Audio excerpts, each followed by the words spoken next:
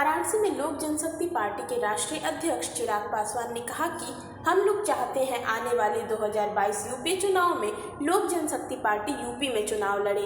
मायावती को जब जिसकी ज़रूरत होती है तब साथ रखती हैं, नहीं तो हटा देती हैं। यही उनकी कार्यशैली है। देखिए, ये उनकी अपनी पार्टी का इंटरनल मैटर है। जिस तरीके से जब उनको जिनकी ज़रूरत होती है साथ में रखती हैं, जब उनको नहीं होती है तो ये खैर उनकी कार्यशैली रही है। बट हाँ, किनको उनको अपनी पार्टी के साथ रखना है नहीं रखना, ये पूरी तरीके से मायावती जी का अपना इंटरनल पार्टी का मैटर। राहुल गांधी का दर्शन उनकी आस्था का विषय है।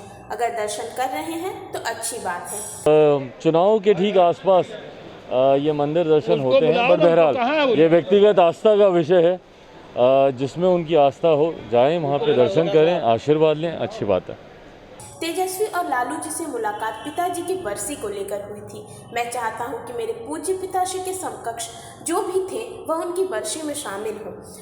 देखिए, फ़िलहाल ये तमाम मुलाकातें मेरी तेजस्वी से हो या लालू जी से, कल शाम को मेरी मुलाकात हुई। तमाम इन नेताओं से मुलाकात करने का सिर्फ एक ही कारण है, क्योंकि मेरे नेता, मेरे आदर्श, मेरे पिताजी, उनकी बरखी समारोह है 12 तारीख को, 12 सितंबर को। और उसमें मैं चाहता हूं कि जो भी मेरे नेता के समकक्ष रहे हों, उनके साथ उन्होंने काम किया हो, वो सब उनको श्रद्धांजलि देने उनके बरखी के कार्यक्रम में ज़रूर शामिल हो। मैं जिस आवास में रहूंगा उसमें अपने पिताजी की मूर्ति लगाऊंगा। इसका मतलब यह नहीं कि मैं उस बंगले को कब्जा कर लूंगा। आने वाले समय में देश के हर जिले में नेताजी की मूर्ति लगेगी। ये वो मूर्ति मेरे नेता की मूर्ति है। मैं जिस भी आवास में रहूंगा उस आवास में वो मूर्ति लगेगी। पर इसके मायने कतई ये नहीं निकाले जाने चाहिए कि भैया मैं किसी बंगले पे कब्जा करने के लिए मैंने उस मूर्ति को लगाया है। जैसा मैंने कहा, मेरे नेता की मूर्ति है। जिस भी आवास में हम लोग रहेंगे साथ में वो मूर्ति रहेगी।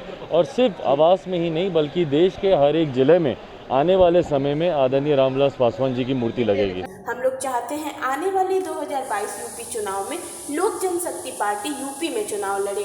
इसका स्वरूप क्या होगा यह तय किया जाएगा।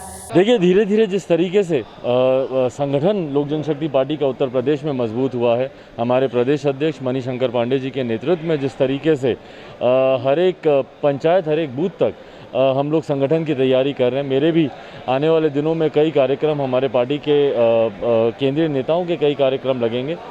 यकीनन हम लोग चाहते हैं कि आने वाले समय में उत्तर प्रदेश में लोक जनशक्ति पार्टी चुनाव लड़े।